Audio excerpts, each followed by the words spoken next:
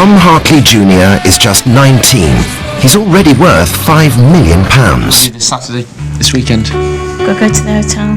Tom is just as interested in controlling money as Julie Hester, even when it comes to negotiating wedding plans with his fiancée, Millionaire's daughter, Charlene. They met at 14.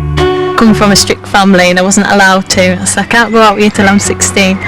So it was like wherever we went, it was there, and it was like, you know, you're not looking at anyone else.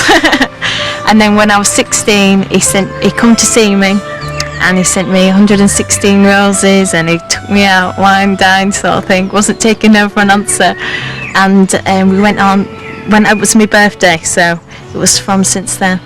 They finally got engaged at 18. I spoke to the travel agent the other day about booking the honeymoon.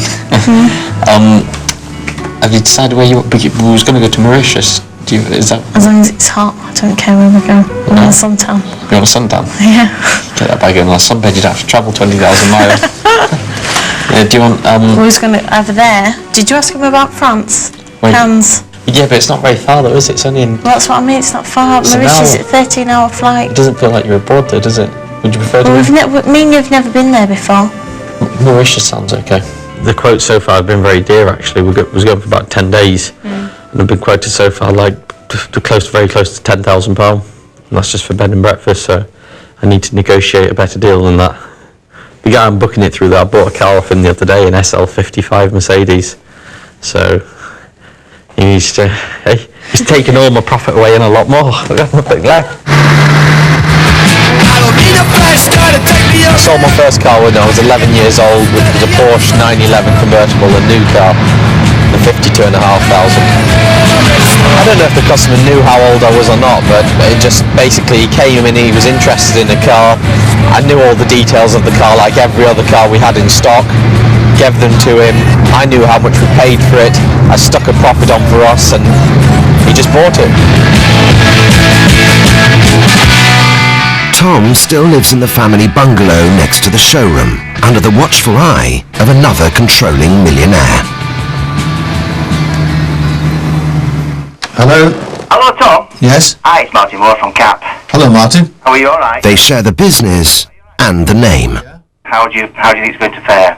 Yeah, Tom Junior's in the office with me just now, Martin, so we'll share that view together if you don't mind. Yeah. The Continental GT, Tom, what do you think? Yeah, I think, well, we've already sold quite a few, to be honest with you, Martin. We've bought quite a few that's coming. We've been selling them for 20,000 over list. I always assumed Tom would go into the business. I didn't have any doubt that he wouldn't. I've got something for you. Right.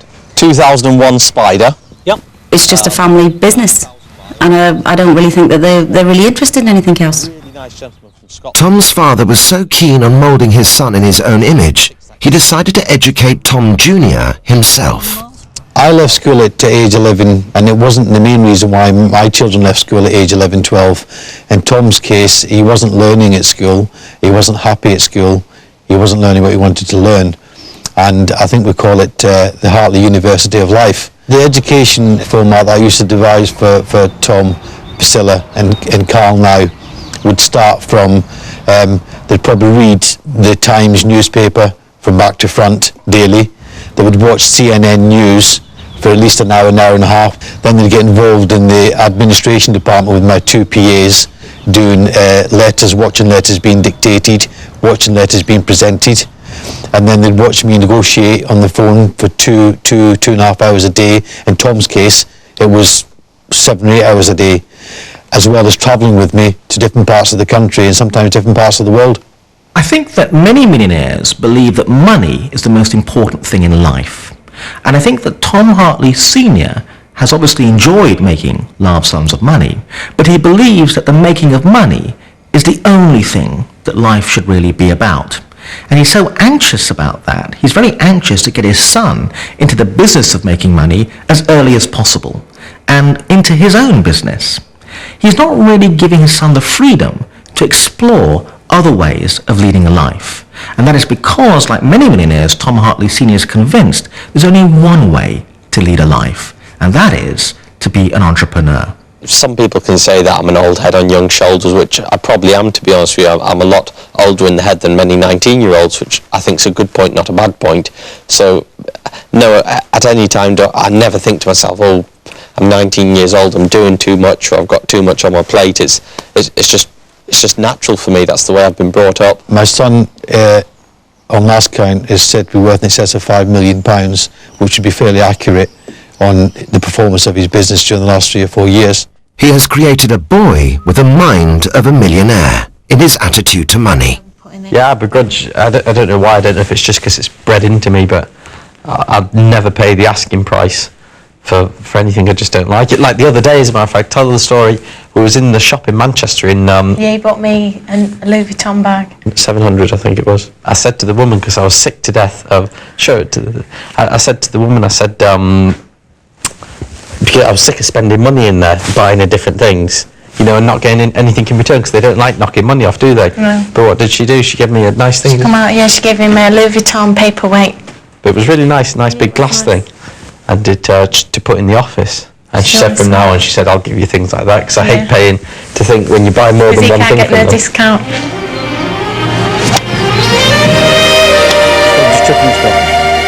The Hartleys do like a round of golf, but it's not relaxation.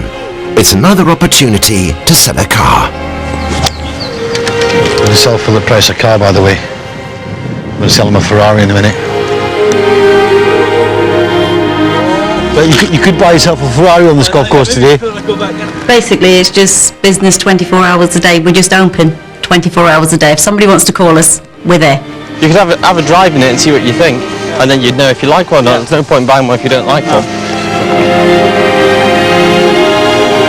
Well, don't forget to come and see us when we want me a driver. I'll give you a good deal. An important part of any life is the ability to relax and take time off. The trouble for entrepreneurs is they get such massive reinforcement from making money. It's such a big buzz, they don't get a buzz from doing anything else.